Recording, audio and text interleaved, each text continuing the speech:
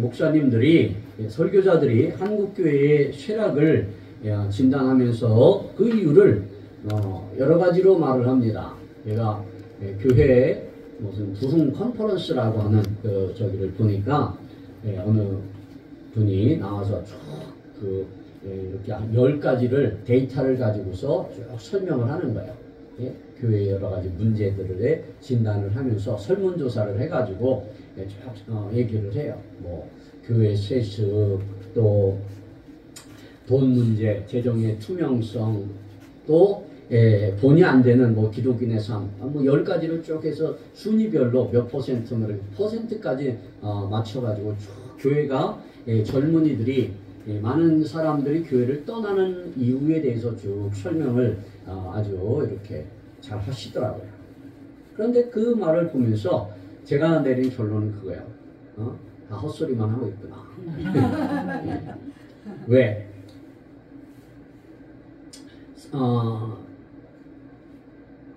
한국 교회가 쇠락하게 하는 이유는 한마디로 율법을 잘 지키지 못해서가 아니에요. 교회 세습을 하지 않는 유럽 교회는 그럼 왜 다 무너졌습니까? 대한민국의 교회가 세습하는 교회가 얼마나 있겠어요? 유럽의 교회들이나 미국의 교회들 세습하지 않습니다. 프로그램들을 잘 해야지 된다고 얘기를 해요. 다양한 프로그램, 재정의 투명성들, 뭐 본이 되는 성도의 기독인의 삶들을 얘기를 합니다. 그 모든 것들을 한마디로 뭉뚱거리면 율법이에요. 율법을 잘 지키지 못했기 때문에 한국 교회가 쇠락한다, 이런 말들을 해요. 조용기 목사님이 이런 말씀을 하셔요. 순복음교회가 프로그램이나 이런 무슨 구역예배 시스템이나 이런 것들이 아주 잘 되어 있습니다.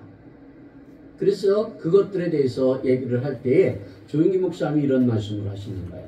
원래부터 순복음교회가 프로그램이나 이런 모든 구역예배 시스템이 잘 되어 있는 게 아니라 사람이 많이 몰려오다 보니까 그들을 관리하기 위해서 프로그램들을 만들고 시스템들을 만드는 것이다, 이런 말씀을 해요.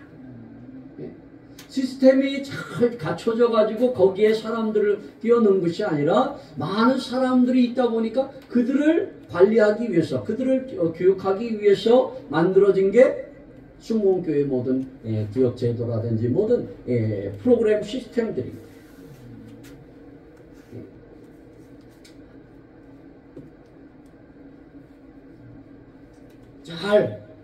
도덕을 잘 지키지 않아서 뭐 요즘 도덕이 없다 이런 말이 유명하잖아요.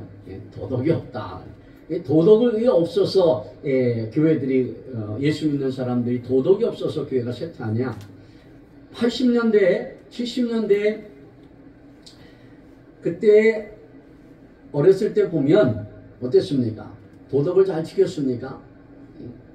버스가 오면 막 달려가가지고서 막 타려고 막 난리도 아니었잖아요. 예? 껐떡하면 뭔가 없어졌어요. 예? 뭐 신발도 잘 없어지고 하다못해 연탄도 없어져요. 연탄불도. 예? 뭐 누가 연탄불을 빼다니 뭐지 그런 내가 어렸을 때지만 그런 말도 들었던 것 같아. 그 시절에 도덕이 있었습니까? 오늘날 진짜 대한민국의 세상의 사람들이, 세계 사람들이 참 놀래잖아요. 아니 어떻게 모든 것들을 밖에 놔둬도 안 없어지고, 카페고 뭐 도서관이고 뭐 노트북이고 가방이고 핸드폰이고 지갑이고 놔둬도 안 없어진다고 하잖아요. 왜 그렇습니까? 왜 그렇게 되느냐? 사람들이 그러면 제일 1차적으로 많은 사람들이 대답을 이렇게 해요. CCTV가 많아서 뭐 그 영향도 있겠지요. 그런데 영국은, 미국은, 프랑스는 CCTV, 영국 같은 나라는 우리나라보다 더 CCTV가 많아요. 중국 CCTV도 중국도 아주 그냥 감시 체제들이 대단해요. 그런데도 CCTV가 아니라 카메라를 갖다 들이대도 막 들고 튀는 거예요.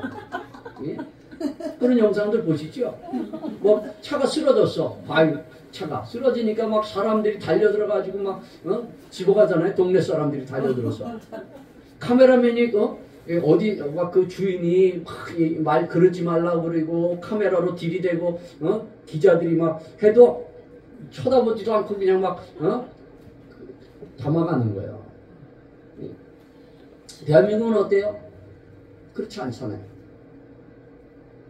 그러면 뭔가 진단이 잘못된 거죠. 대한민국 교회가 쇠락하게 가는 이유는 다른 것 아니야. 성령의 역사가 죽어가고 있기 때문에. 교회는 성령으로 시작되었고 성령이 충만했을 때 교회 부흥이 있었어요. 그것이 초대교회의 모습이었고 또 우리 대한민국 교회의 모습이기도 합니다. 80년대 때에 성령이 불릴 듯 일어났죠. 성령이 불릴 듯 일어났어요. 저도 그 시절에 성령을 받아서 하나님의 은혜 속에서 충만했던 기억들이 있습니다. 그리고 그 성령이 불붙는 역사들을 통해서 성문교회가 성장하기 시작했고요. 그리고 그 모든 것들이 은혜 안에서 성령의 역사 속에서 초대교회가 대한민국의 교회가 이곳에 왔어요. 미국의 이야기를 하면 많은 사람들이 청교도 얘기를 합니다. 그런데 미국이 정작으로 미국다운 미국이 된 것은 청교도들에 의해서가 아니라 물론 그 청교도라고 하는 것은 어떻게 보면 미국 사람들이 자기들의 어떤 그 뿌리를 우리나라 마치 단군, 신화같이 그것들을 내세우기 위한 하나의 어떤 상징성으로 그것들을 예표로 삼는 거예요. 그때 당시에 미국에 수많은 사람들이 건너갔습니다. 그런데 미국에 한 100여 명 건너간 청교도들이 뭔 영향력이 그렇게 크겠습니까? 그렇잖아요. 그 미국으로 건너갔던 사람들, 대다수 많은 사람들이 이 유럽에서 골치 아픈 사람들을 그리 보냈어요. 정치범들, 강도, 매춘부들, 술주종뱅이들 이런 많은 사람들을 그 미국 땅으로 유럽에 골치 아프니까 인구 많고 하니까 자꾸 그쪽으로 미국으로 쉽게 말하면 유배 보내듯 보낸 거야. 그 중에 그 많은 수많은 수천만의 사람들 중에 100여 명 정도가 건너간 거예요. 그 100여 명의 사람들이 뭔 그 영향력을 그렇게 많이 끼쳐서 미국이라고 하는 나라를 토대를 만들었겠습니까? 그거는 후대에 그들이 미국의 어떤 그 상징성을 대표성을 하기 위해서 우리나라 마치 단군 우리 얘기나 똑같은 거예요. 그런데 미국이 그렇게 기독교 반석 위에 설 수 있게 된 배경은 제가 미국에 있을 때 아메리칸 히스토리를 한 학기 동안 들었는데 거기에 특이점이 있더라고요. 미국에 보면 제1차 대각성 운동이라는 게 있어요. 그리고 제2차 대각성 운동이라는 것이 있어요. 그 성령의 바람이 불어가지고 미국 사회에 어느 정도까지 모든 역사들이 일어나냐면 술집들이 망해지고 나중에는 어느 정도까지였냐면 금주령이라고 그래가지고 술 자체를 나라에서 금했어요. 그래가지고 뭐 밀주라든지 뭐 이러는 그 깽단들이 그런 얘기들이 다 어떻게 한 거냐? 모든 사람이 다 예수 믿는 건 아니잖아요. 그런데 술 좋아하는 사람은 여전히 술 좋아하잖아요. 근데 어쨌든 그 성령의 바람에 의해서 사회 주류가 다 성령의 바람이 불어가지고서 술을 안 먹는 분위기로 만들어간 거예요. 그래서 법을 만들어서 금주령을 내렸어요. 그러니까 술 좋아하는 사람들이 얼마나 술 먹고 싶어. 그러니까는 밀주를 만들어가지고 팔고 깽단들이 그래서 그 뒤로 그렇게 돈이 되니까. 그럴 정도로 미국의 성령의 바람이 불어서 오늘날 미국의 토대를 만들어낸 거예요. 대한민국도 마찬가지죠. 70년대, 80년대 불었던 60년대로부터 불었던 그 성령의 바람이 그래요. 그때 당시에 뭐가 그렇게 소통이 잘 되고 뭐가 재정이 투명하고 뭐가 사람들이 도덕적이었습니까? 지금도 기억해요. 기도원에 올라가면 신발 조심해라. 저도 신발 잊어버렸어. 그래서 우리 애들을 데리고 내가 기도원에 갈 때, 야, 신발 좋은 거 신고 가지 마. 좋은 거 신고 가지 마. 다 흐름한 거 신고 가라. 그리고 뭐 가서 잊어버려도 절대 시험 들지 말아라. 아예 교육을 시키고 가. 어? 그 사단마귀가 나 역사 뭐 너들 은혜 받지 못하게 하는 거니까 기도원 올라갈 때 절대로 새 신발 신고 가지 말고 좋은 거 가져가지만 또 서로 잊어버려도 그런 것에 너무 하지 말아라. 김대성이라는 애가 아디다스로 된 거를 아주 좋은 거를 신고 갔어요. 근데 없어졌어. 네? 없어졌단 말이야. 그러니까 막 발을 덩덩 굴러. 그랬더니 어디서 퓨마를 하나 대신 세비웠어. 그래가지고 그러니까 그래가지고서 어디 나자고요 모르겠다. 신발 벗어놓은 데 중에서 지게 맞는 게 있어 신고 왔다. 그래. 그런데도 불구하고 그때 당시에 한국교회 그런 말 많이 하잖아요. 기독교 2000년 역사에 없는 큰 붕괴의 역사가 대한민국에 있었다. 여러분들 스스로 생각을 해봐도 도덕이 좋아서 교회 세습을 안 해서 재정이 투명해서 그때 당시에 소통을 잘해서 뭐 목사님하고 뭔 그렇게 소통을 잘 하겠습니까? 그런데도 뜨거웠단 말이에요. 그런데도 교회가 붕이 됐어요. 젊은이들이 차고도 넘쳤어요. 오늘날 도덕적으로 재정적으로 얼마나 더 투명합니까?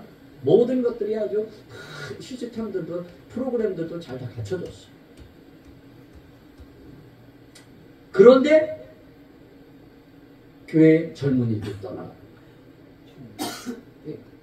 아니 젊은이들만이 아니라 교회가 점점 쇠락해 간다. 교회가 많이 흥분된다. 말들을 많이 하죠.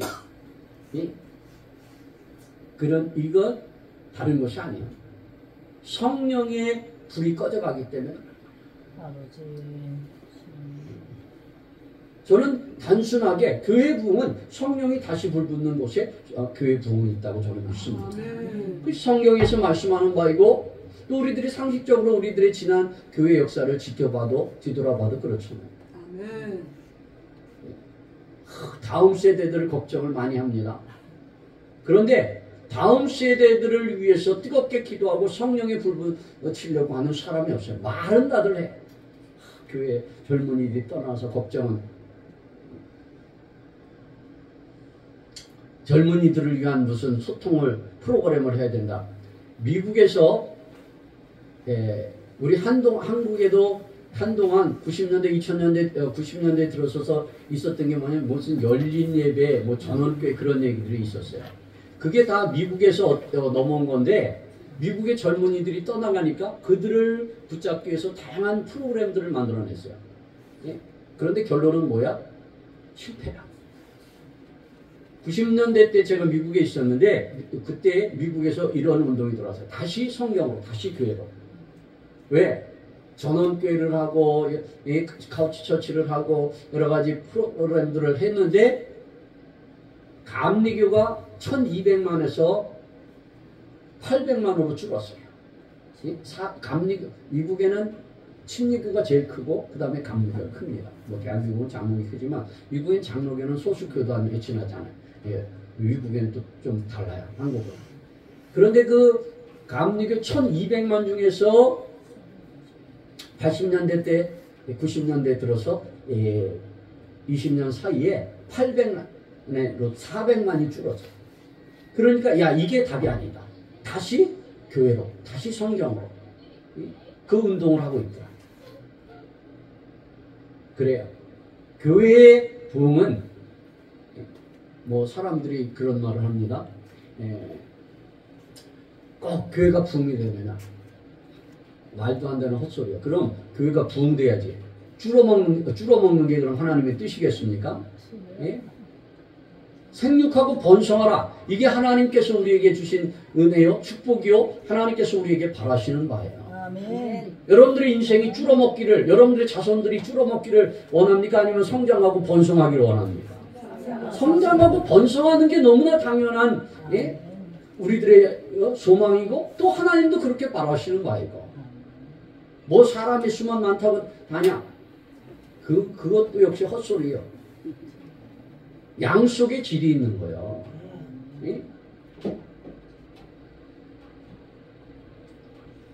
성장은 하나님의 뜻이고 하나님의 은혜고 하나님의 축복이에요. 시편에 보면 잠언에 보면 이 말씀이 있습니다. 백성이 많은 것은 왕의 영광이요 백성이 적은 것은 주권자의 패망이니라. 많은 백성이 있어지면 우리의 왕 되신 하나님께서 영광을 받는 것이고 백성이 없다고 하는 것은 하나님 앞에 불경되는 일인 거예요. 당연히 성장되어지는 것이고 부흥되어져야 되는 거예요. 조금 배웠다고 하는 사람들이 부흥한다고 그러다 보니까 우리들 오늘날 교회 인식 속에 부흥이라고 하는 소리조차도 좀 뭔가 좀 껄쩍지근하게 생각하는 그런 어떤 금기 같은 그런 흐름이 있는 거예요. 아니요. 사단마귀가 하나님의 영광을 가리고자 하는 사단마귀의 수책에 우리가 어떻게 보면 넘어가고 있는 거예요. 우리는 원색적으로 교회 부흥을 꿈꿔야 되고 교회 부흥을 위해서 기도해야 되고 그 교회 부흥을 이루기 위해서는 소통을 하고 뭐 교회 세습을 하고 뭐 프로그램 다양하게 하는 거 그걸 하지 말라는 얘기 아니에요. 도덕적으로 율법적으로 반듯해야 되는 건 맞는 거예요. 그러나 그것으로 되어지는 것이 아니라 그거는 외형적인 거예요. 내용으로 먼저 우리들 속에 성령의 불붙는 역사가 있어야 되는 거예요. 주님도 내가 이 땅에 불을 던지러 왔노라 이렇게 말씀합니다. 성령의 불붙는 역사가 있을 때 모든 문제의 교회의 인생의 대한민국의 모든 역사는 이 성령의 불붙는 곳에 있는 거예요. 수많은 데이터를 가지고서 앙케이트 조사를 해가지고 따진다고 그거는 과학적이고 상식적일지는 몰라도 믿음적이지는 않은 거예요. 성경적이지는 않은 거예요. 성령의 역사가 교회의 역사가 데이터로만 가지고 되어집니까? 기적의 역사거든요. 오병이의 기적을 뭘로 설명을 합니까? 죽은 자가 살아나는 병든 자가 일어나는 그 모든 하나님의 역사와 기적들을 과학으로 데이터로 어떻게 설명해낼 거예요?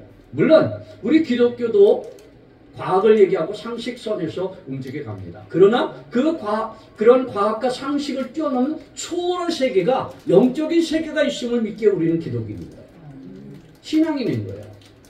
우리들의 생각으로는 그것들이 세상의 사람들의 생각으로 그것이 비상식적일지 몰라도 하나님의 영역 안에서는 그것이 너무나 지극히 상식적인 거예요.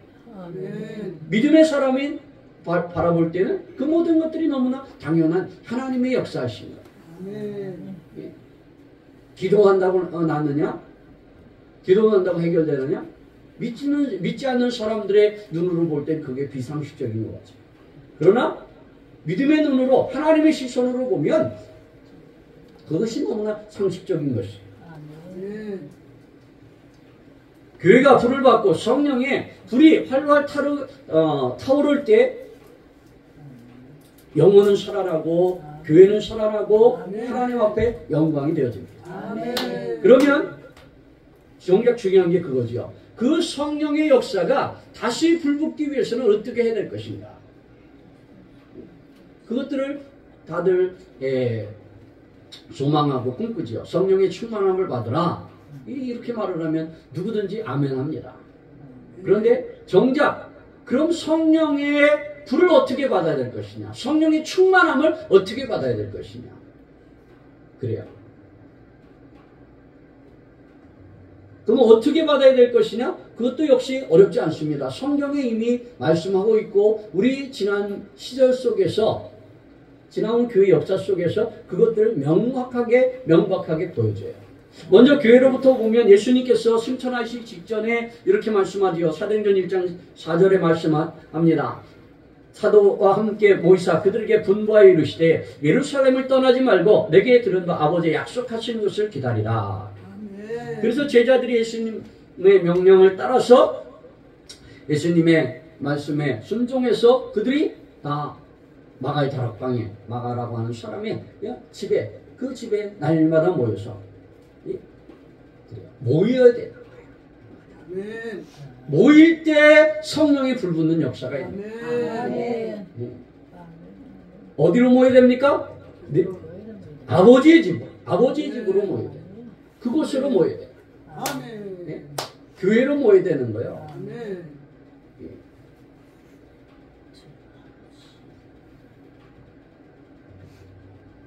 코로나가 터지는 그 시절에 2021년 이때에 한국을 대표할 만한 어떤 성함은 말하지 않겠습니다만 그분이 그렇게 말을 하죠. 비대면 예배는 제2의 종교혁명이다. 그러면서 많은 젊은 목사들이 또한 거기에 동조해가지고 어떤 목사는 딱 이제 그 교회 정문에다가 붙인 거예요. 우리 교회는 비대면 예배로 드립니다. 그러니까 막 뉴스에 나와가지고 의식이 깨어있는 목사 어쩌고 막 그러면서 칭송을 하는 거예요. 그러면서 막 예배를 드리는 대면 예배를 드리는 그런 목회자들은 죽일로 만드는 거예요. 모여서 저기 하는 사람들.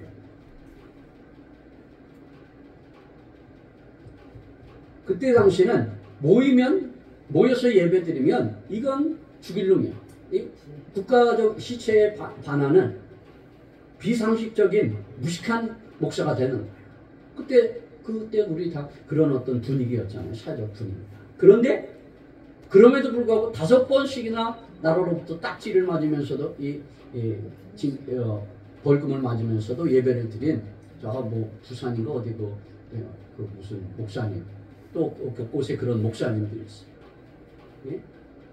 저도 하필 그때 당시에 저도 코로나가 걸려가지고서 저희 교회도 2주 동안 문을 닫았습니다. 저도 끌려가가지고서 열흘 동안 갇혔다가 나왔어요. 잡혀갈 때는 끌려갈 때는 이거 갔다 이거 진짜 상당히 무섭더라고. 잡아가서 끌려가다가 어디 갖다 집어넣는 거야. 그래서 꼼짝도 못하고 거기서 그냥 열 며칠 동안 있었어. 어쨌든 갔다 와서 그랬는데 그래도 이 예배가 예배 같지가 않은 거야. 그래서 안 되겠다. 어떻게 했냐면 쪼개서 예배를 10명씩 쪼개서 한 주일날 몇 번을 드리는 거야. 왜 그래야 되냐? 당연히 교회로 모여야 되기 때문에. 아멘. 모여야 되기 때문에. 아멘. 왜 모여야 되냐? 그게 성경의 가르침이고. 아멘. 집에서 모이면 되지. 유튜브로 모여서 예배드리면 되지. 왜 유독 교회로만 모여야 되느냐? 아니요. 하나님의 집으로 모이라고 성경에 저는 그렇게 가르치고. 내가 성경을 보니까 모든 우리 성도들은 어디로 모여야 되냐? 교회로 모여야 돼. 아멘. 그 아버지 집으로 모여야 돼. 아멘. 신명기 12장에 보면 이렇게 말을 합니다. 너는 이곳에서 같이 아무 곳에서나 예배하지 말고 내가 내게 지시할 땅으로 가서 그곳에서 모든 번제와 모든 예물을 드려라. 아멘. 그곳이 어디예요? 성전. 하나님의 교회. 아멘. 아브라함이 창세기 22장에 보면 아브라함이 내게 하나님 나타나서 너 백세 난 아들을 내가 내게 지시할 땅으로 가서 드려라.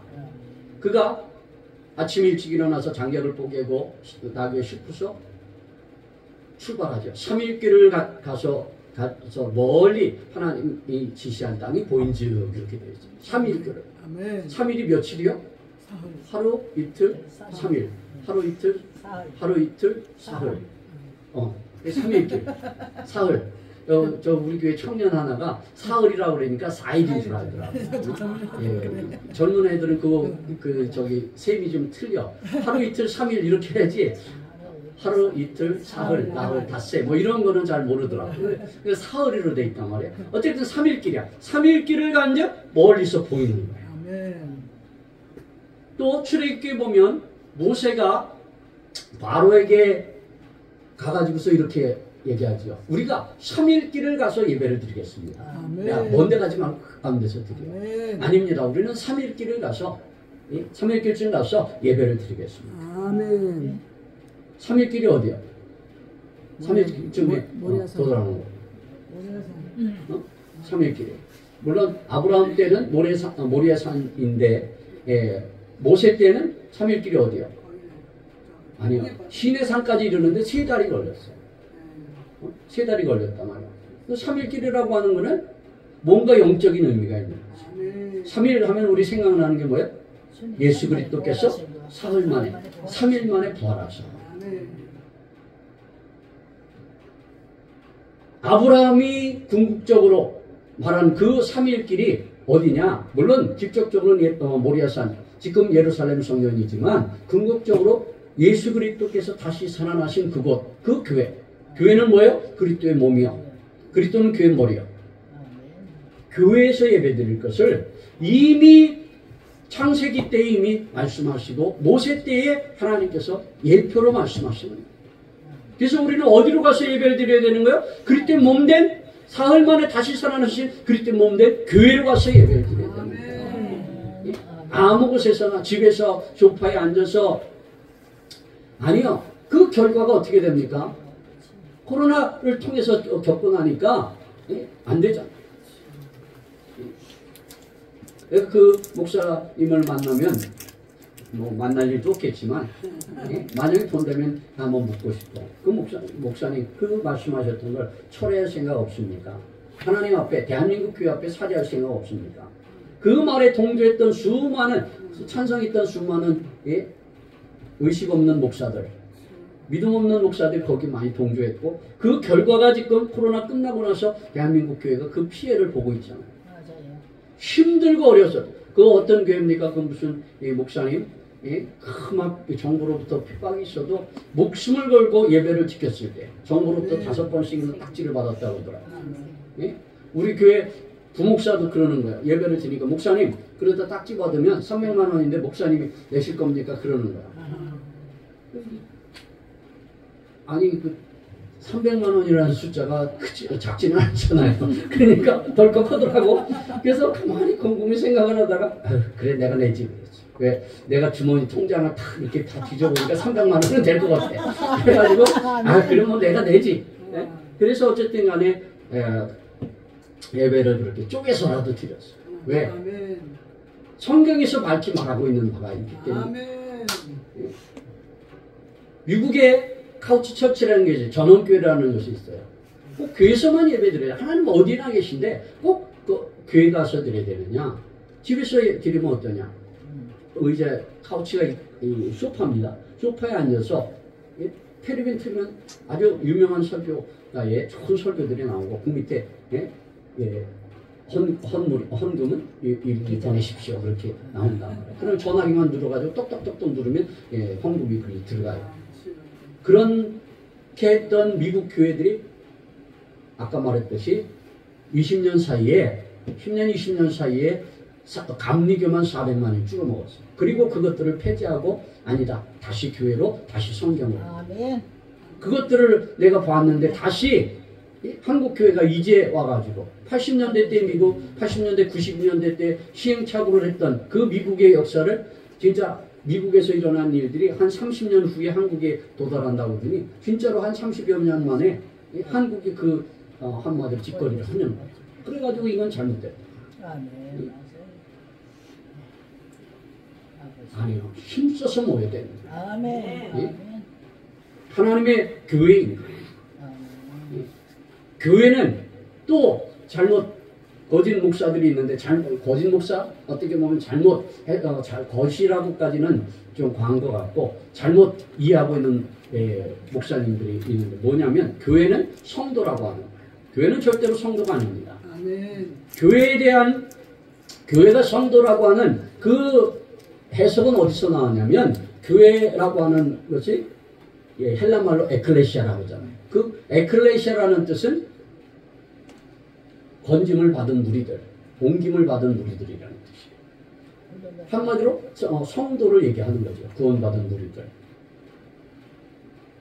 단어에서 에클레시아라는 단어에서 그 말이 나오는 거예요. 그런데 단어도 물론 중요합니다만 단어보다 더 중요한 게 뭐냐면 문맥을 볼 줄 알아야 돼요. 그리고 책 한 권 전체에 흐르는 정신을 읽을 줄 알아야 돼요.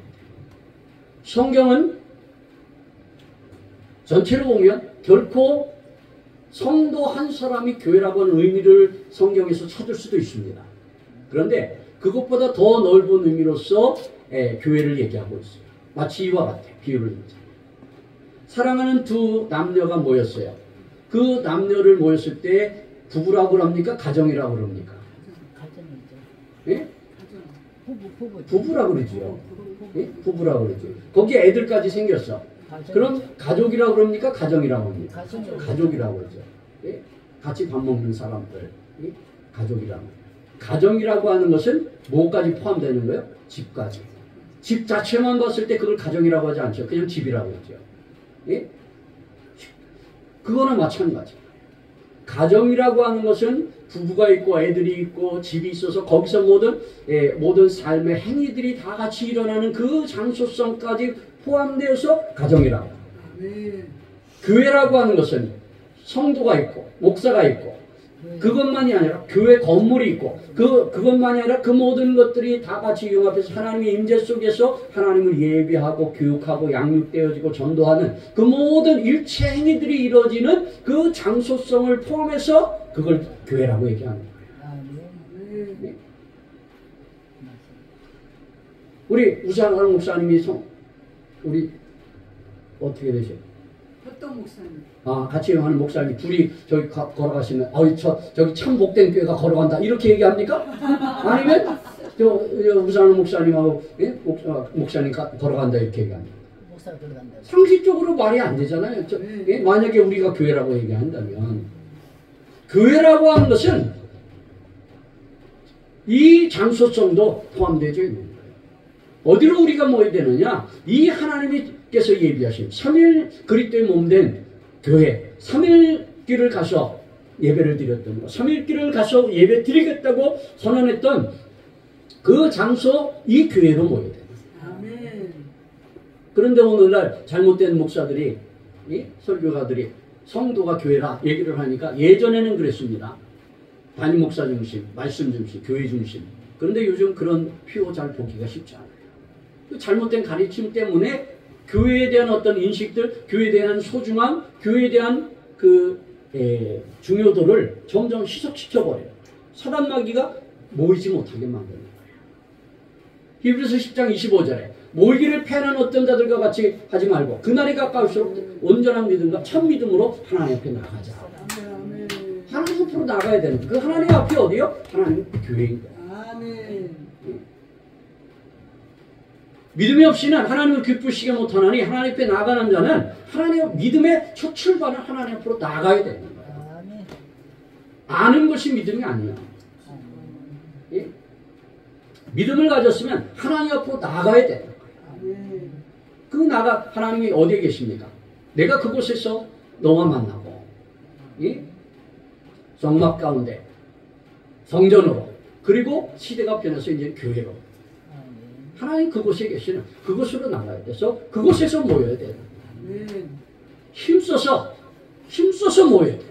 아멘. 그럴 때 성령의 불붙는 역사가 있는 거예요. 초대교회뿐만 아니라 80년대 대한민국도 모이게 힘썼어요.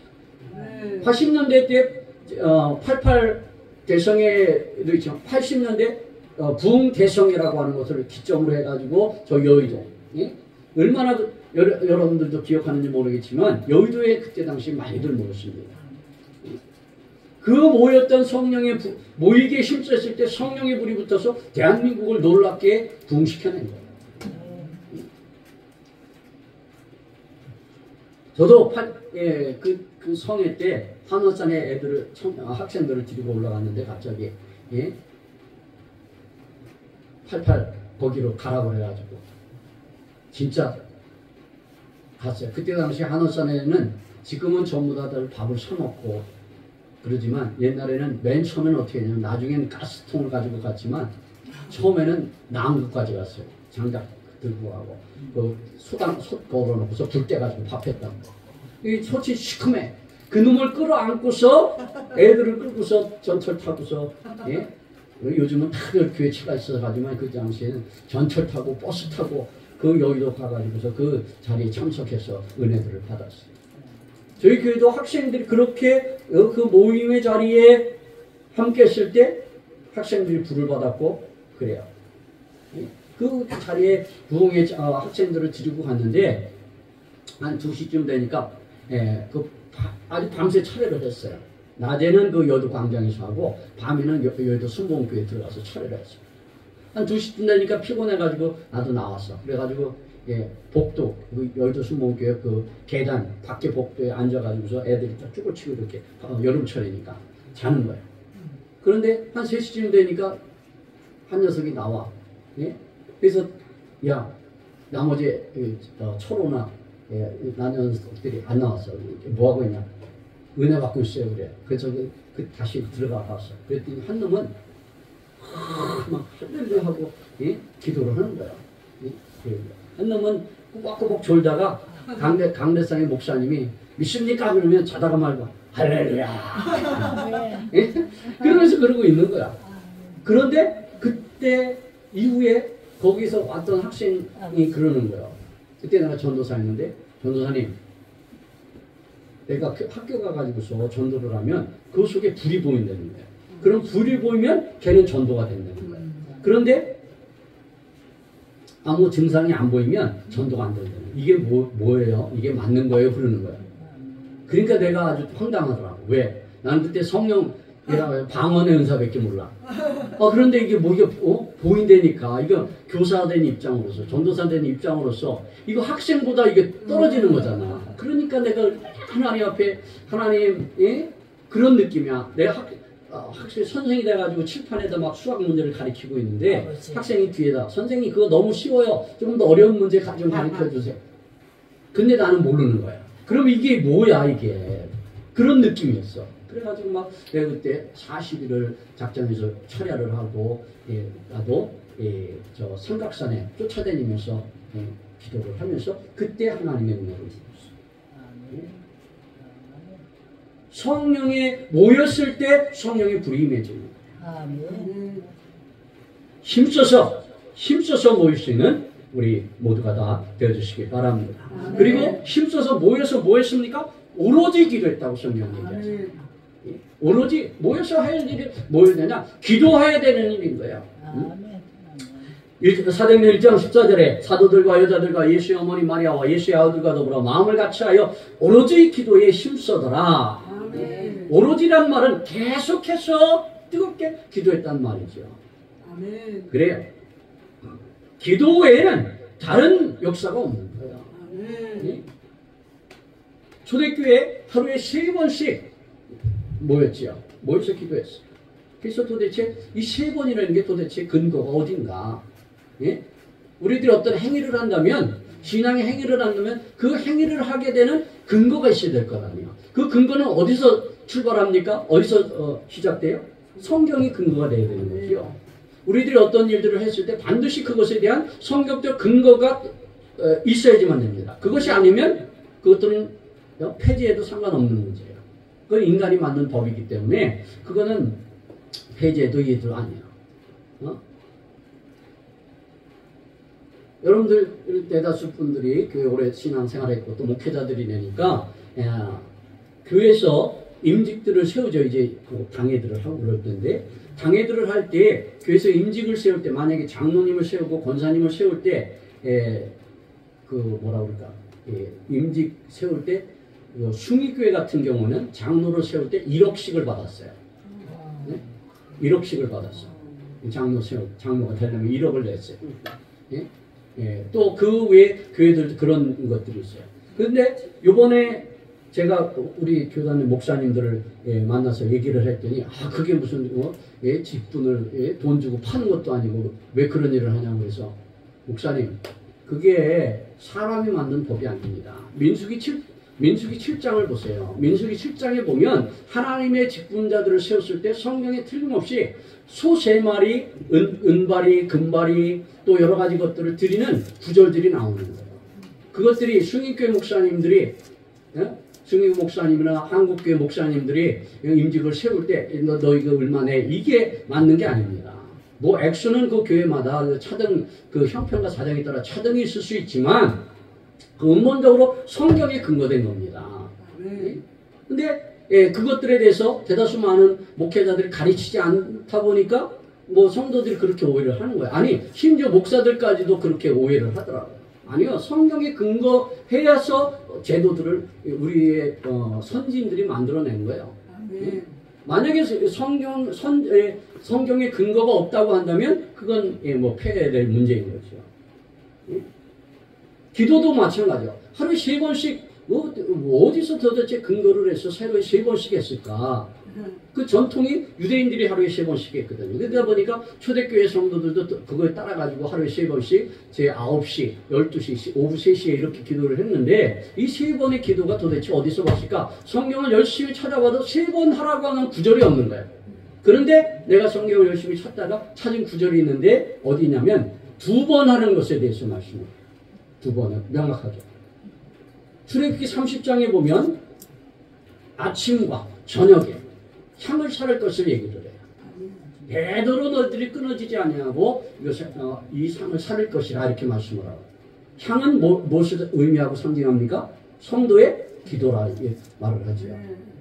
그래서 아침과 저녁에 기도해야 돼요. 예? 하루에 3번은 내가 볼 때 아마 그 유대인들이 간절한 마음을 가지고서 그렇게 하나의 전통을 더 덧붙였던 것 같아요. 그런데 성경에는 근본적으로 하루에 2번 기도하게 되어 있어요. 향을 아침과 저녁으로 향을 사르게 되어 있다. 그래서 저희 교회에서는 새벽 기도가 있고 9시 기도회가 있습니다. 성경대로. 예? 그래서 성도들이 하루에 2번 하기 쉽지 않잖아요. 뭐 일 다니고 하시는 분들한테. 그래서 그렇지만 최소한 목회자는 뭐예요? 제사장은 성경대로 해야 되기 때문에 하루에 2번 기도하려고 저도 쉽지가 않아요. 새벽 기도하고 또 저녁에 또 기도하려면 일도 있고 바쁘기도 하고 피곤하고 그럴 때 꽤도 나. 그럴 때 해야 되는 거예요. 왜? 우리는 제사장. 하나님의 명령, 하나님의 제사장의 직분자들이기 때문에 그 일을 해야지만 되는 거예요. 여러분들도 물론 더 하시는 분들도 있겠지만 최소한 성경대로 2번. 그리고 또한 우리 교회에서 작전 기도를 시켜놓으니까 어떤 일이 있냐면 도장만 찍고 가는 거야. 40일 작정하는데 도장만 찍고 가. 올라갔는데 벌써 내려와. 그래서 뭐하는 그러죠. 예? 기도하고 오셨냐고. 근데 벌써 내리가. 기도 끝나셨어요? 그래서 수고하셨다고. 그렇게는 말을 하지만 이거 보니까 이건 아닌 것 같아요. 예? 내가 그래서 하나의 단어를 만들었어. 30분 미만의 기도는 그건 문안인사다. 문안인사 기도다. 하나님 저 왔다 갑니다 하는 문안인사 기도다. 최소한 30분을 넘어야 된다. 왜? 내가 기도해 보니까 30분 전까지는 머릿속이 막 혼란해. 온갖 잡생각들이 왔다 갔다 해. 왜? 생활 속에서 있었던 것들이 내 머릿속에 꽉 차 있단 말이야. 그래서 30분 동안 막 방언으로 기도하고 찬송하고 막 기도하다 보면 어느 순간부터 기도줄이 잡혀. 우리 믿음의 선진들이 기도줄이 잡혀서 뭐 이런 표현들을 많이 썼거든요. 그 기도줄이 잡힌다고 하는 것이 뭐냐면 나의 입술의 말과 내 생각과 하나가 딱 돼가지고 그 기도가 흔들리지 않는 거야. 잡생각이 안 되는 거야. 하나님 우리 성문교회를 위해서 막 기도하는데 생각은 저 미국에 가 있는 거야. 딸 걱정하고 있는 거야. 친구 만난 이거 생각은 막 그렇게 하잖아요. 그거는 중언부언하는 기도예요. 예? 중언부언하는 기도가 똑같은 소리 반복한다고 해서 중언부언하는 기도가 아니라 입술의 말과 머릿속의 생각이 따로 도는 게 그게 중언부언하는 기도. 그건 하나님께서 받으시는 기도가 아니에요. 그런데 우리는 그런 과정들을 겪을 수밖에 없어요. 안 그런 순간도 있지만 기도하자마자 쫙 기도줄이 잡혀서 올라가는 순간도 있지만 대다수 경우에 생각들이 막 왔다 갔다 한단 말이에요. 왜? 우리들이 하나님 여기서 기도할 때에 하나님 앞에 우리들이 기도가 상달돼야 되는데 그 기도가 상달되는 과정에 고린도서에 보면 바울이 말하는 3천층 얘기가 나와요. 그 3천층 인간계가 있고 공중계가 있고 천상계가 있어요. 우리 인간계에서 저 천상계에 있는 하나님 앞에 우리들의 기도가 올라가기 가능한데 공중계 어둠의 공중권세 잡은 자가 있는 그것을 통과하려면 사단마귀가 우리들의 생각을 자꾸 방해를 하는 거예요.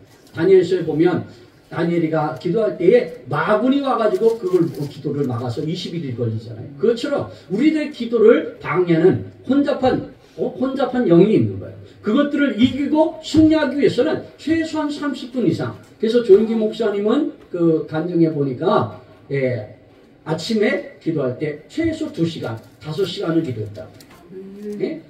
저 연세중앙교회 윤석전 목사님 내가 그분은 별로 안 좋아해요. 그 목소리도 그렇고 좀 날카롭고 저 내용도 이렇게 저는 별로 안 좋아해요. 그런데도 불구하고 내가 그분을 인정해요. 뭘 인정하냐? 그분이 하루에 7시간씩 기도했다.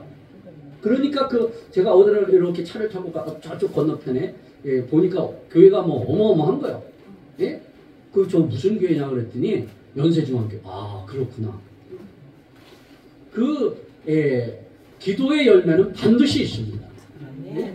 기도할 때 성령의 불붙는 역사가 있고 불붙는 역사가 있을 때 하나님의 놀라운 역사가 있는 거예요. 최소한 성도들이라 할지라도 30분은 넘겨야 되고 목회자들 하루에 3시간 이상씩 양쪽으로 기도해야 되고 횟수로는 2번을 지키려고 힘써해야 돼요. 그럴 때 성령의 역사가 불붙는 거예요. 성령의 역사가 저절로 있습니까? 기도 외에는 다른 이유가 없는 거예요. 예? 사람들 내가 기도시키면 그런 말을 합니다. 성도 중에 그것도 권사에 기도한다고 됩니다. 그 사람은 백발백중 기도 안 하는 사람이 그딴 소리예요. 기도하는 사람은 그런 소리 못해요. 왜? 기도의 능력을 알거든. 기도의 역사를 알거든. 기도하면 반드시 하나님의 역사가 있습니다. 기도는 하나님의 능력을 끌어당기는 수로와 통로와 같아요. 지금부터 100여 년 전에도 한강물이 흘렀습니다. 그런데 그때는 비가 오면 농사 지냈고 비가 안 오면 농사 못 지냈어요. 내가 강화 촌놈이요. 저 강화 촌놈에 농사 짓던 놈인데 천수답이라는 게 있어요. 비가 안 오면 거기 못해. 그런데 이제 강화를 떠나서 인천에 사는데 그 친구가 있어요. 강화 사는. 가는데 비가 안 오는 철인데도 물이 철철 흘러. 그래서 야, 이 물이 이게 어디서 내려오는 물이냐 이게. 그랬더니 한강에서 온대. 보니까는 전두환 시절에 보를 2개 막았어. 예? 필요 없다고 하는 그런 저기들 많잖아요. 그런데 내가 볼 땐 그거는 농민들의 심정을 모르는 도시나 아니면 무슨 어떤 정치적 색깔을 가진 사람들의 소리지 농사꾼의 입장에서는 보가 반드시 필요해.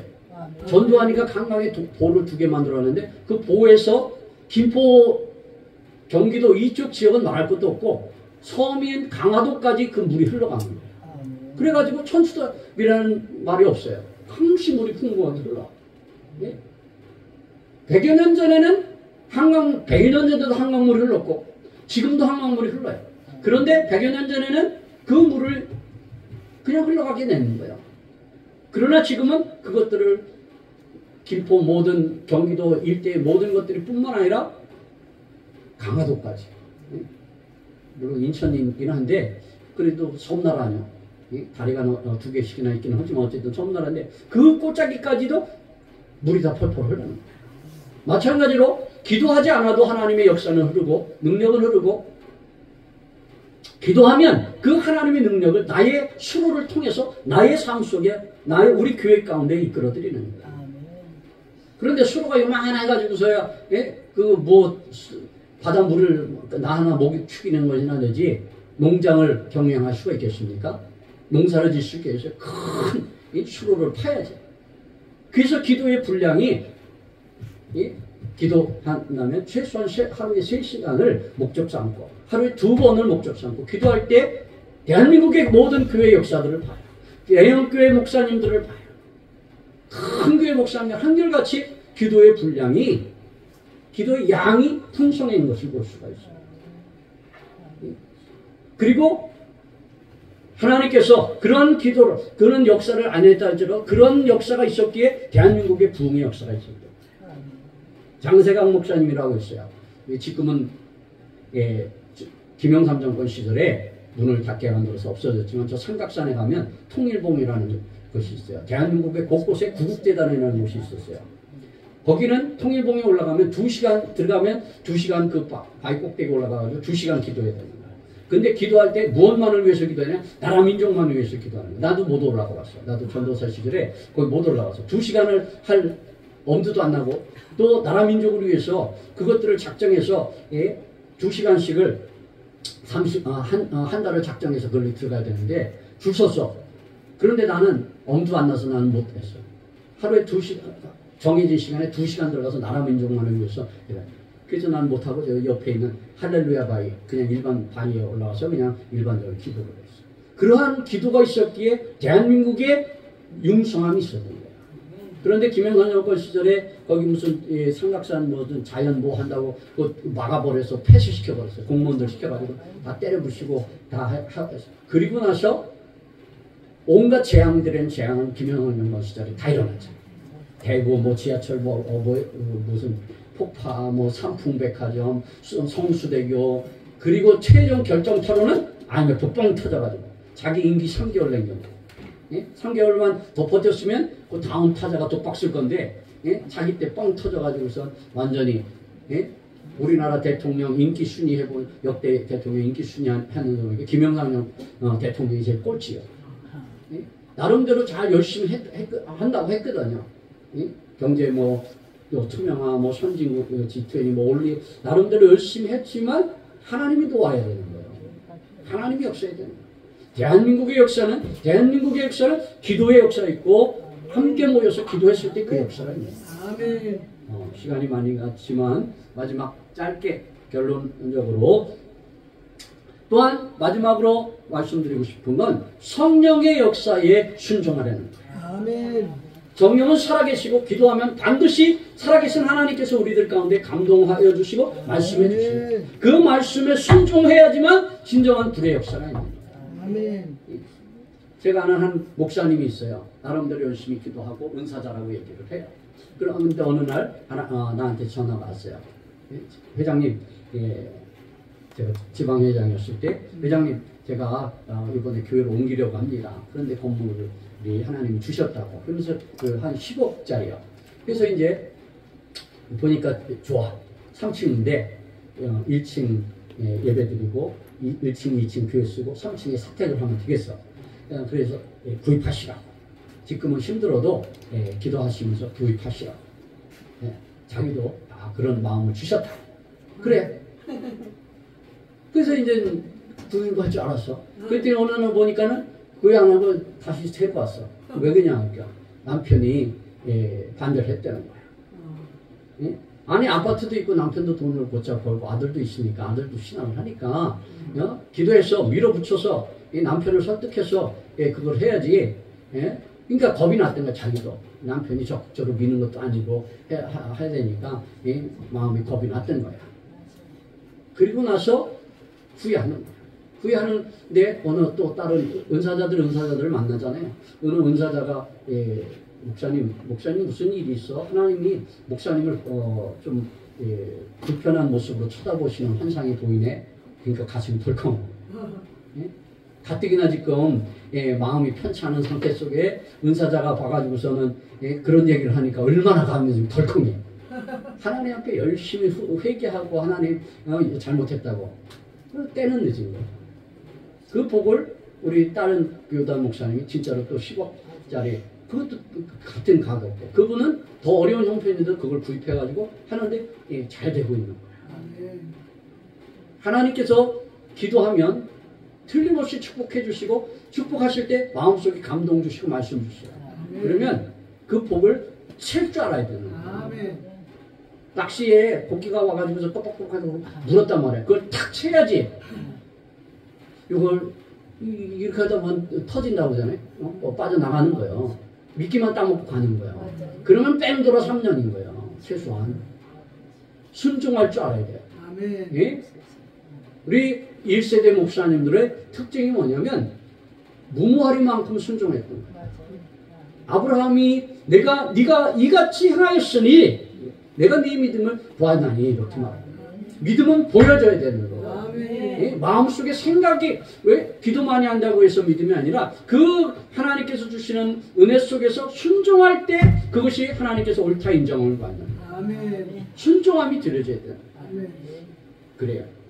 우리 오늘 같이 한 모든 분들이 성령의 충만함을 받아서 하나님의 열매를 하나님의 축복을 누리고 하나님 앞에 영광이 되고 백성이 많은 것은 왕의 영광이라고 했어요. 예? 백성이 적은 것은 주권자의 패망이라고 했습니다. 우리들이 각자의 사명이 우리들의 삶의 열매가 흔히 있어서 하나님 앞에 영광을 돌리는 그럼 우리 모두가 다 되어 주시기를 축복합니다. 아멘. 기도합니다. 하나님 감사합니다. 주님 모든 영광 받으소서. 내 중에 함께 하시고 복되게 하시고 충만케 하시니 감사하고 우리를 사랑하시는 예수 이름으로 기도합니다. 아멘. 아멘. 발표하겠습니다.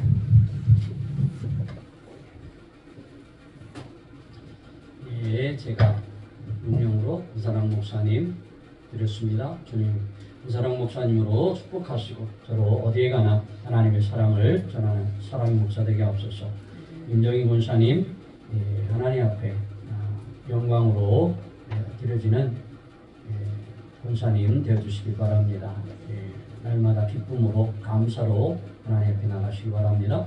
김희연 권사님 믿음의 굳건이셔서 흔들리지 않고 오직 주님을 기쁘시게 하는 믿음의 권사님 되어주시기 바랍니다.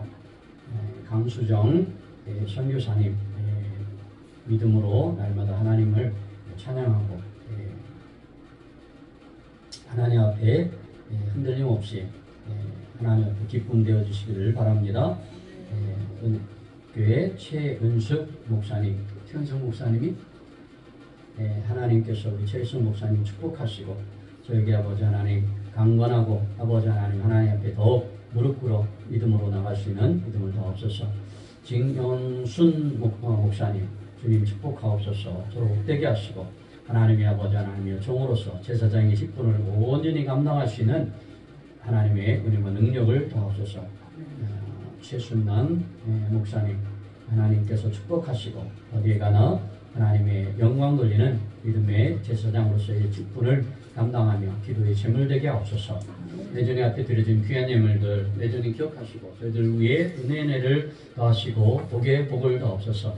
하늘에 신령한 복을 더하시고 땅에 기름지며 형통함으로 더하시고 사역하는 교회마다 하나님 복되게 하셔서 많은 영혼의 열매가 있게 하시고 삶에 또한 열매 있는 하나님의 당신의 모든 종들 되게 하옵소서. 함께 하시고 복되게 하심 믿고 축복하며 감사하며 지금은 우리를 위하여 십자가에 피 흘리신 예수 그리스도의 구속의 은혜와 무한하신 하나님의 사랑하심과 성령님의 내주교통 역사 위로 충만 축복하심이 오늘 하나님 앞에 경배하며 주의 인자하심을 삼하는 당신의 종들 머리머리 위에 지금부터 영원토록 함께 있을지어다.